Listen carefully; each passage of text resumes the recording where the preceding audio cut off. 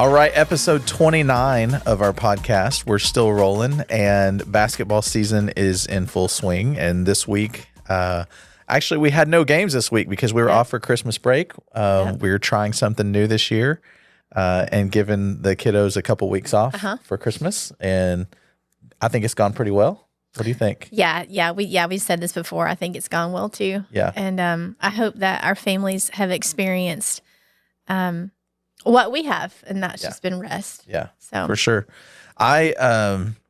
This week our kids at practice they will be talking about respect, and that really is our topic for today.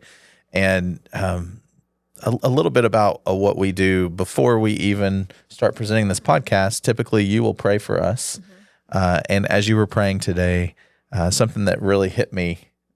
When you don't expect it, sometimes these are the best little gifts from God, right? But you said in your prayer that you just hope that we represent God the way He wants us to. Mm-hmm. And as we get into the topic of respect, it can be a very heavy topic because everyone interacts with other people on a daily basis.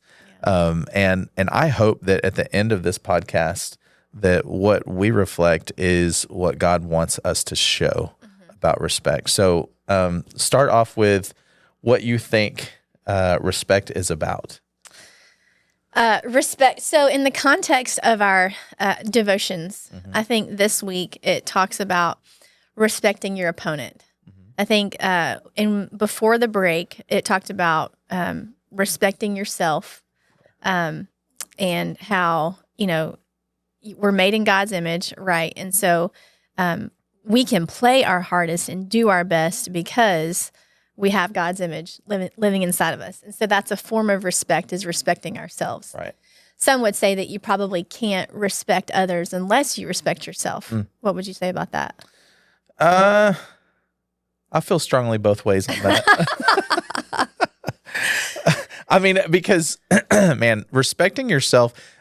Okay, I'm going to say this, and I don't know how this is going to be taken, but I feel like as a male, respect is a big thing. It is, yeah. It is. For guys, it's respect. For women, it's love. No, respect. I don't know. I don't know either. I know what you mean, but I didn't read that premarital book. I read it, but I only read the part about me. Okay, got it.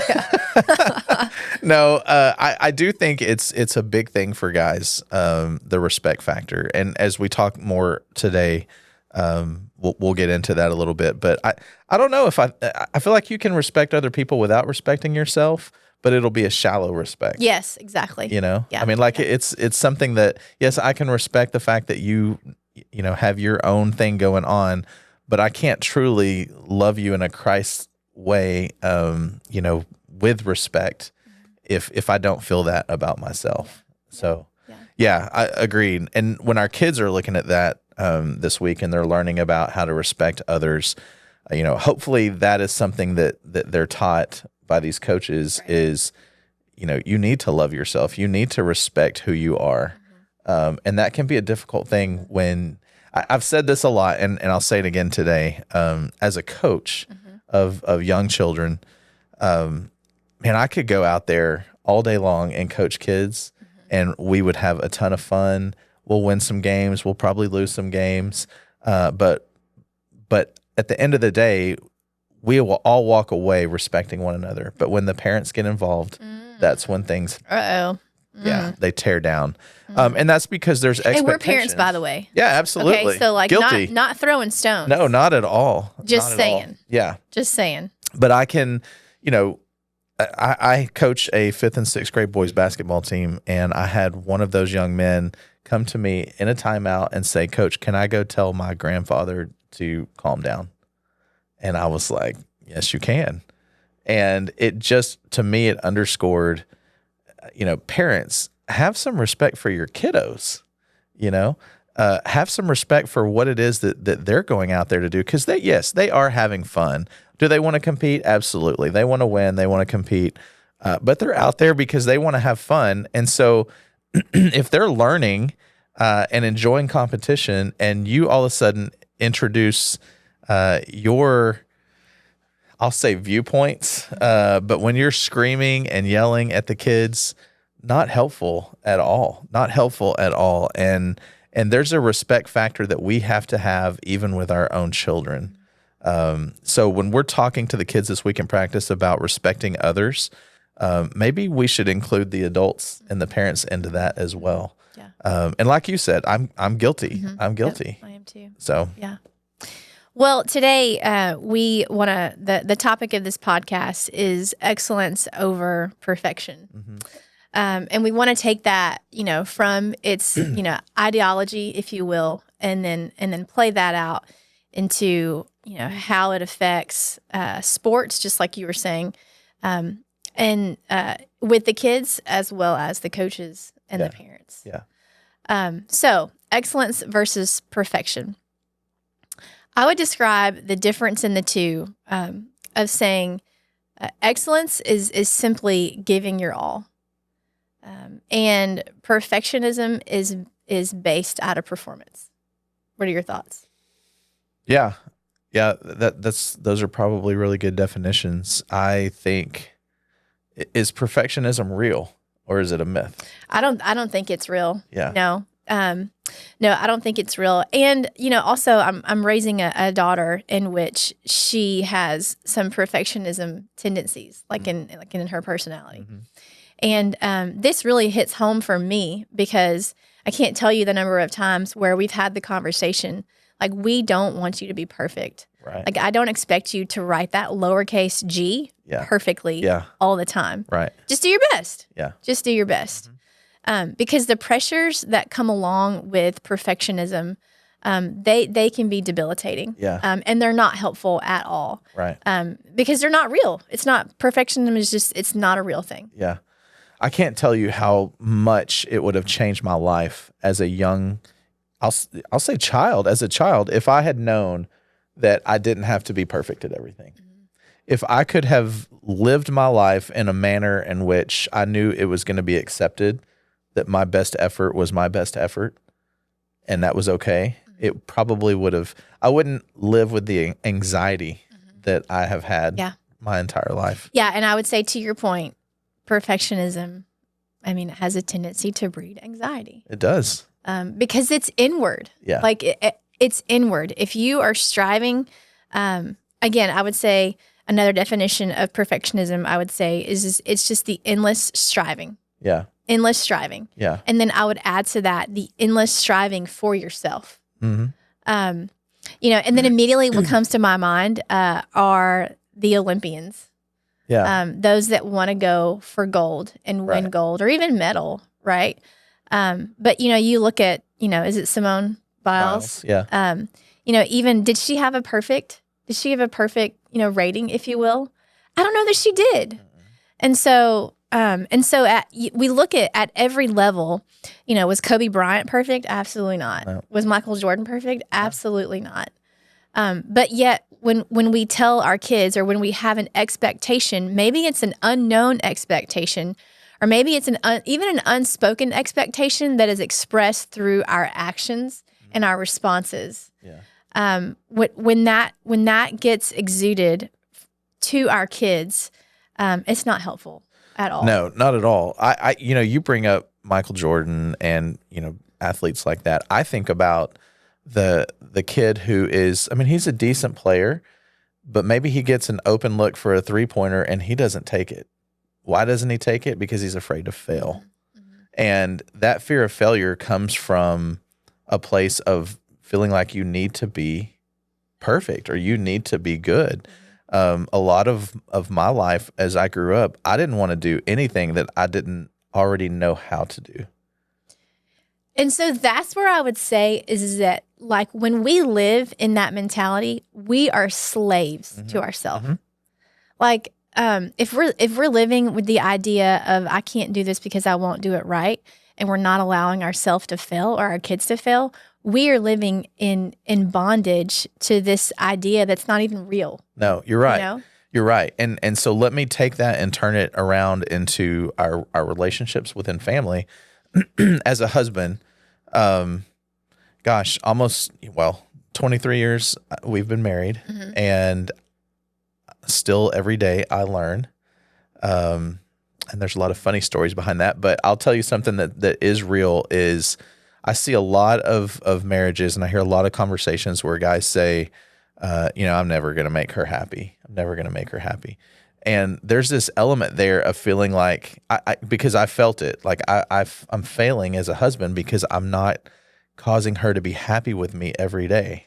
Right. Is that the goal? Well, for me, it was for a long time. Yeah. I thought that's what being a good husband is, until I finally had to realize, after being hit in the head with, a frying pan, not literally, but over and over again, that, you know what, it's about having those conversations and not being afraid to mess up in my marriage. And, oh man, I should have said this differently, or I should have approached this topic differently. But being willing to be engaged in it and have those conversations and letting my pride drop and think, I don't have to be perfect. I just have to be engaged. And that's all she's asking from me. And once you get to that place, whether it be as a husband or wife or as a player, when you get to that place where you say, you know what, if I go 2 for 10 from the field today shooting, I might go 8 for 10 next week, but it's okay. Yeah. You have to take those shots. Yeah. That's good. You mentioned your pride, right? Like letting the walls of your pride down. I would say also that perfectionism could have its root in pride. Yeah. 100%. Yeah, I would say both work hard. Both have the mindset of working hard. Like if you're striving for excellence, you're working hard. That doesn't negate the fact that you shouldn't work hard. If you're striving towards excellence, that means that like you want to do better. Yeah. Better is the key. Right. But I would say perfectionism, the motivation behind that is, it's all about me. So like excellence looks at the world around you and the environment that you're in. Yeah. And it says, how can I make the world around me better? Right.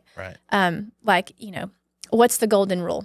The verse that respect is tied to in our devotions. The golden rule is, Jesus says, do unto others as you would have them do unto you. Right. Like you want to, if you want a friend, go be a friend. If you want your teammates to work hard, then you got to work hard. Yeah. Similarly to marriage, like if you want to be respected, then you've got to show respect. Yeah. On the other hand, perfectionism again bases it solely on how can I get better? How can I be number one? How can I improve? How can I win this game? How can I make sure Amy's happy? Yeah. Yeah. And so, again, when you look at it, like the origin of those things and the heart motivation behind excellence versus perfectionism, if you want to make your world a better place, then strive for excellence. Right. Strive for excellence and work hard toward it. Yeah. And you should, let me illustrate what you're talking about. If I, I do home projects at home, right? Like if I build a retaining wall and my goal is to make this the most beautiful retaining wall, and I build it, most of the time on my projects, when I'm done with it, I look at it and I go, man, I messed this part up right here or this over here. Yeah. And the people that come to the house and look at it go, man, that looks great. Yeah. That looks fantastic. And I'm like, yeah, but I see all the imperfections in it. But why is that? It's because I'm coming from a place where I need it to be perfect. I need for other people to look at that and go, that thing is absolutely perfect. People aren't looking for that in my retaining wall. Yeah. They don't care. Yeah. Yeah. They're looking at my retaining wall and saying, man, that looks really good. Did you do that yourself? That's great. Yeah. They're not looking for any kind of perfection in my life. Yeah. But yet I do that to myself. The pressure comes from internal and not external, as opposed to if I'm just going to be, I don't want to build a retaining wall that the neighbors come over and say, you're going to have to redo that. Right. I want it to be functional, but I want it to look good. But if I take the pressure off myself and say, you know what? Yes, there are imperfections there, but it looks good. Yeah. And while you were saying that, the good news popped into my head. Like I can see traces of the gospel in what you just said. Like if you're building a retaining wall, right? and it looks great. Yeah. Right.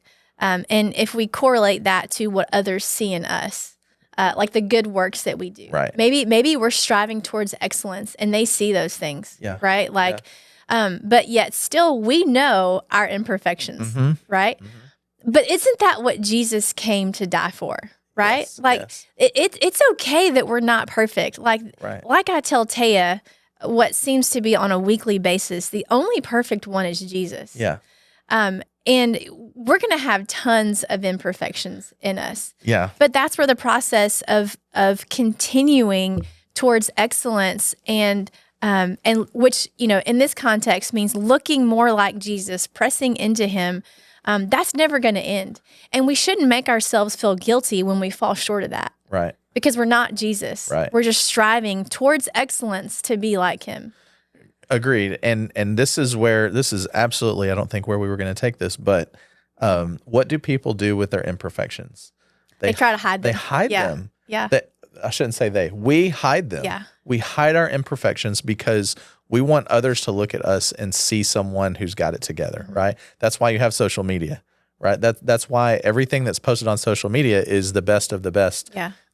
All the pictures that are on there, how many of those pictures are there that didn't get posted, Right. because the background has folded clothes that haven't been put away yet or whatever, but we try to hide those imperfections. So going back to the analogy of the retaining wall, I'm not going to tell the people what I see every time I look at it, because I don't want them to notice and go, oh yeah, you know what? It's not perfect. The same way that we don't want other people to look at our life and say, oh yeah, he's got a problem with cussing, or he goes home and he drinks on the weekends or whatever. I don't, but no, I'm just saying, like, if there's imperfections in our life, we try to hide those as much as possible. Whereas what God asks of us is be you and come to me, confess those imperfections to me, because he doesn't ask us to be perfect. And why is that? Because he is. He is perfect. And so our sanctification, our glorification comes through him. Yeah. So once we sink it into our head that we don't have to be perfect because he already is for us and our identity is in him, then we no longer have to carry that burden around but we're stubborn as humans and we try to carry that burden around. Yeah. We don't need to. Right. That's good. Yeah, in my notes I had excellence is living in the freedom of knowing your performance isn't tied to your identity. Yeah. So, I'll say it again. Like, excellence is living in the freedom of knowing your performance is not tied to your identity. So, what you do does not define who you are. I'm reading a book. I just finished a book. You'd be proud. Yes. You're living up to your word of the year. So, well, I can't place that. That's in 2024. Oh, okay. So I'm still, Did I tell you I have a goal of reading 12 books? Yeah, you said it on the podcast. Okay. Yeah. Oh, yikes. Yeah. So So I it's didn't put it it's out on there. tape. You gotta do it. But no, I just finished a book, and she talked about, she sets up triggers in her life to keep her closer to God. So like when she goes in the morning, when she wakes up and she goes to the coffee pot, she pushes the on button. And that's kind of a trigger for her to just sit there for a while and for God to she would say, peel the layers of her heart down to her true identity. Yeah. So every morning when she presses the coffee pot on, she just says, okay, God, today I'm not just simply a mother. Like today, I'm not just simply a widow. Yeah. Today, I'm not just simply, a Christian speaker. And she names all those things. And at the very end of it, she says, today, I'm a child of God. Like I'm yours. I'm your daughter. And so help me to operate in that and in that alone and accomplish those roles that I have. Yeah. And so, as I've thought more about that, I've thought about my identity, where do I put all of my eggs in my basket? Yeah. Like, do I put them in the mom basket? Do I put them in the wife basket? Do I put them in the recreation pastor, Right. Basket? I probably put them in those baskets more rather than putting them in the baskets of where my true identity lies, which is in Jesus, and resting in that. Yeah. And that's where I think where excellence versus perfectionism differs, because excellence says, what 1 Corinthians 10:31 says, whether you eat or drink or whatever you do it all for the glory of God. That's excellence. It's striving towards doing everything for God's glory. Perfectionism, on the other hand, just makes it all about you. Yeah. You mentioned, in a coach's press conference, what do the coaches say all the time? Yeah. So they always talk about being perfect. And, you watch, we're in the middle of college football and, crowning a champion. And if you listen to a press conference, they'll tell you, we need to be perfect in all 3 phases of the game: offense, defense, special teams, right? We need to be perfect. And when you go out and you practice, so many coaches preach that, we've got to be perfect, do it again, do it again, do it again. And you do it. The reality is the goal is to be as good as you can be at running that play or, at whatever it is that you're doing at whatever sport. But when we constantly hear as athletes, perfection, be perfect, and that can have a negative kickback to athletes. And I think you're talking about having that attainable goal as excellence. Man, that really should be more what we're after. And I think we use the term perfection because we feel like if our athletes strive for perfection and fall just short of that, then they're excellent, right? But I think, in my opinion, we're going about it wrong because we're creating this false sense of that this perfection is there. Yeah. And a lot of times when athletes don't get it, when they don't hit that perfection mark, they just throw their hands up and go, what am I doing? Like, I'm never going to be good enough. And I think we miss out on athletes that have the ability to be better because if we talk about perfection and they don't get it and they just give up on it, what was the potential there? Yeah. What could they have been? Yeah. And so I think we throw around the word perfection too loosely. Yeah, I do too. Let's take it down to the parent level. Like, let's say that that Colin is, or we don't have to use Colin. We can. No, we can use Colin. Okay. Baseball season is about to start, right, for the high school groups. Yeah. And let's say that Colin is at batting practice. What sorts of things does perfectionism? What sorts of comments lend itself towards perfectionism, and what sorts of comments lend more towards excellence? Like, if you're his coach. Yeah. That's a great question. And I would answer that with the amount of positivity that's behind. But let me tell you a little bit about perfectionism versus excellence. Yeah. That is built long before he steps in to take batting practice. Yep. Right? Yeah. And that is a relational thing that he and I have to have so that he knows if I'm sitting behind. First of all, I don't sit behind home plate and tell him, hey, you need to do this, you need to do that. I am not the expert at hitting a baseball. Yeah. There are plenty of coaches out there who know way more than I do about that. Who are also not perfect. Correct. But I know that, like, if after the game,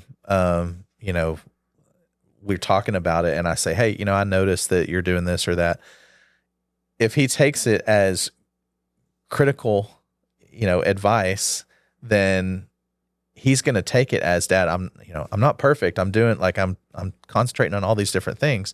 But if we have the kind of relationship going into it where I say, hey, your head was this way or that way, and he knows that I'm really just trying to help him, then he takes the advice that way. That, okay, maybe I'll think about that. But if I'm the parent that after every game gets in the car and says, this is what you did wrong, this is what I saw, eventually that kid is going to go, whatever. Like, I'm never going to live up to what your expectation is because it's a perfection that I can't live up to. And not only does it cause issues with the kid on the field, but it causes relational issues between the parent and the kid. Been there, right? It's not a good situation. Yeah. And doing what we do every Saturday with basketball or soccer, We see it play out Yep. time and time again. There are parents that will stand on the sideline and just almost berate their children the entire game. And you just want to walk over and grab that parent by the collar and drag them out. But, you can't. So what we try to do is speak as much positivity into the kids as we can, because you do send a message as a parent. Just think about this. If you're a parent and you're on the bench and you're constantly in the ear of your child, what is going through the mind of your child? Do you think that every time your child gets up there, if you scream, get your elbow up to hit the ball, what is that going to do for that child? Yeah. It's just, it's hard in the moment because you live and die with your child's happiness or, making sure that they're getting the most out of whatever it is they're doing. But there's a line that you cross pretty quickly that turns into, I expect you to be better than everybody else. I expect you to be perfect. And those kids, how many conversations do kids and parents have where it starts out with, listen, I don't want you to be perfect. I don't want you to be. I want you to be the best that you can be today and just strive to be better than you were yesterday. Yeah. There's not a whole lot of those conversations. I have like 3 different tracks in my mind where I want to take this. Yeah. So I'll just do one at a time.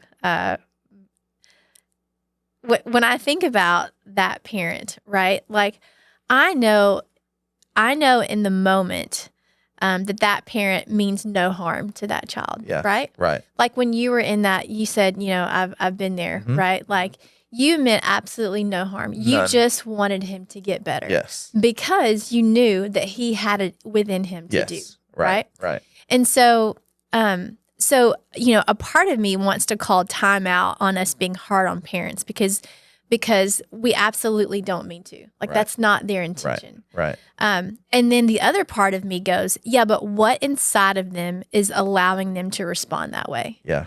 And I would probably say it's probably based on like desires and expectations that they have within their own heart, and then that goes further into, well, maybe that's how they were raised as well, right? And so some of that you just kind of have to pause and say, like we've talked about this, right? When we're talking about, I would love to approach so-and-so parent and have a conversation with him. Yeah. But what do you say? What do you say? Yeah. That's a tough spot. Because you look at the kid and you know that this kid is feeling all the anxiety in the world, right? Mm-hmm. You can tell from his body language. You can tell, that when he messes up, he wears it all over himself. Yeah. And then, you look at the parent, right? Yeah. And by the way, if you're listening to this and you think that we're talking about you, we're probably not. It's not all about you, okay? It's not about you. Yeah. But, I'll just speak for myself. Like, when Taya is playing basketball, because of her personality, there is no way in the world that I can ask her to do anything but do her best. Yeah. Because she will wear it. Right. So as parents, I think obviously it starts with us, with realizing that perfectionism doesn't exist. Yeah. And you have to push your child towards excellence. Right. And that could be a fine line too, right? Like, I'm a kindergarten parent now, and never even considered how I would respond to grades. Especially in kindergarten. Yeah. But when there's a progress report or when she has a numerical, number on a piece of paper when she comes home, I look at that and inwardly, sometimes outwardly, I laugh because it's kindergarten. Right. But sometimes, I ask her, I'm like, well, did you do your best? Yeah. And she says, yeah, Mom, I did. I said, are you sure?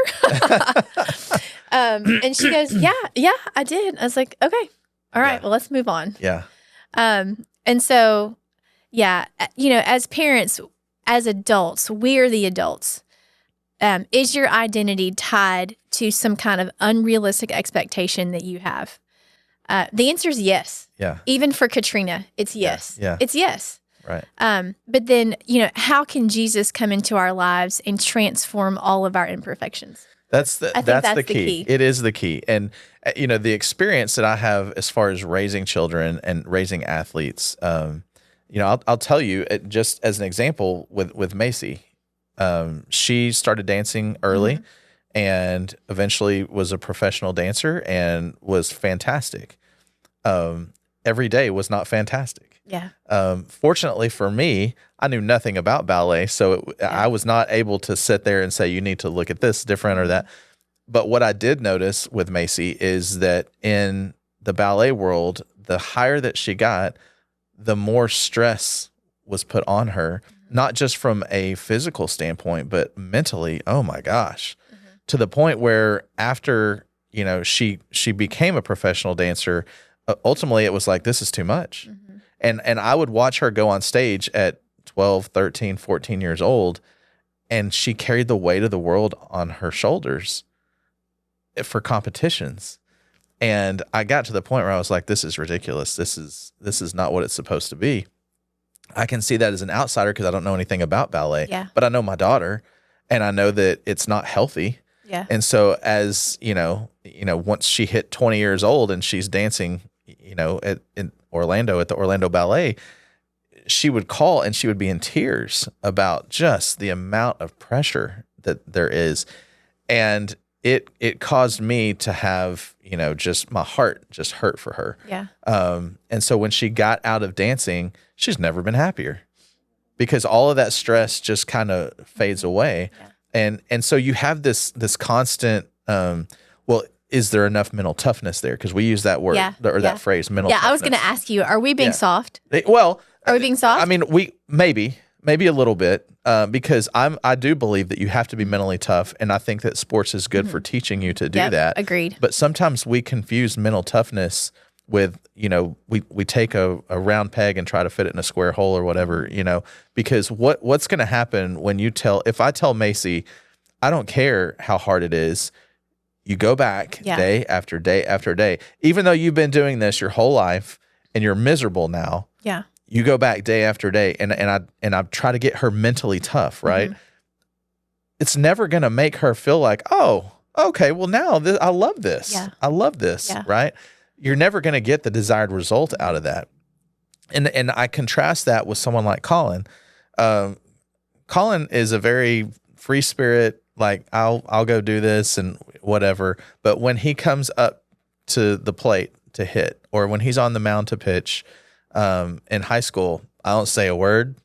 Amy doesn't say a word. If he gets a big hit, we cheer, we clap. Yeah. But he doesn't want us even like acknowledging that he's hitting. Yeah. Because, hey, just leave me alone. Let me do my thing. And so each kid is different. And I think it comes down to, you have to figure out what's best for your kid. Yeah. But ultimately, you can't give them this impression that they have to perform. Yeah. And be perfect, because it's just, in my experience, it just tears kids down. Yeah.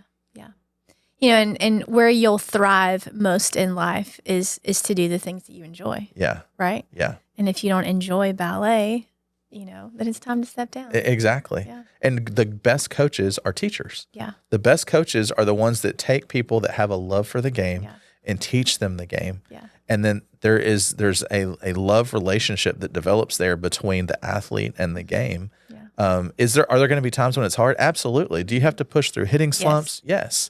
Or you go cold on the floor? That's excellent. That's hard work. Exactly. Yeah. Exactly. Yeah. But that is not a perfection expectation that the coaches place on those kids. Yep. Agreed. For sure. This has been good. Yeah. Absolutely. Closing thoughts? You mentioned that you see kids and parents and the way they interact, and what do you say to those parents, right? I've been put in that situation many times, not in sports, but in law enforcement, where you show up and you see parents that are they've gotten to the point where the police have to be called, right? And there are kids there, and the parents will turn around and speak to the kids a certain way. And you just see the fear in their eyes, and you think to yourself, my wife accuses me all the time of wanting to bring every dog home and adopt every dog. the reality is I want to adopt every child I can and bring them home and speak life and truth into them. You know, and I have not always been, for sure, have not always been the one to do that myself, but it's interesting how you see it in other people, right? And so it's easy for us to say those kinds of things, but man, if I could give one just parting advice for what it's worth for me, it is just take a moment when your child isn't even watching and appreciate who they are. Yeah. Right. And yes, we have to have boundaries for kids. It's healthy to have boundaries for kids. We want them to work hard. We want to instill a work ethic in them, but we want to do it in such a way that they don't feel like they have to perform to a perfection level. Yeah. Because that's just a recipe for disaster. Yeah. Yeah. That's good. That's good. I think that I would just close by saying excellence is mutually beneficial. It's for the benefit of others. Perfectionism makes it all about you or your child. Yeah. So as I work towards excellence in all that I do here and all that I do as a wife and a mom, I want to make sure that it's just not for me and myself. Like it's for my family and it's for the kingdom. So yeah, it's been good. Yeah. Yeah. All right.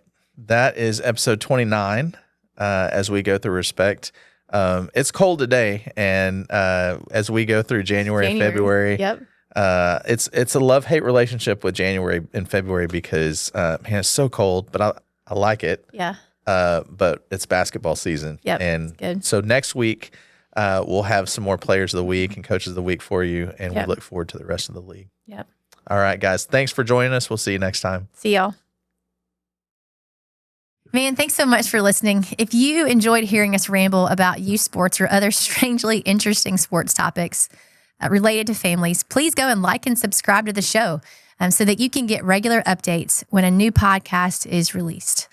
We'd also love to connect with you. Head on over to our socials. We're on Facebook, Instagram, and YouTube.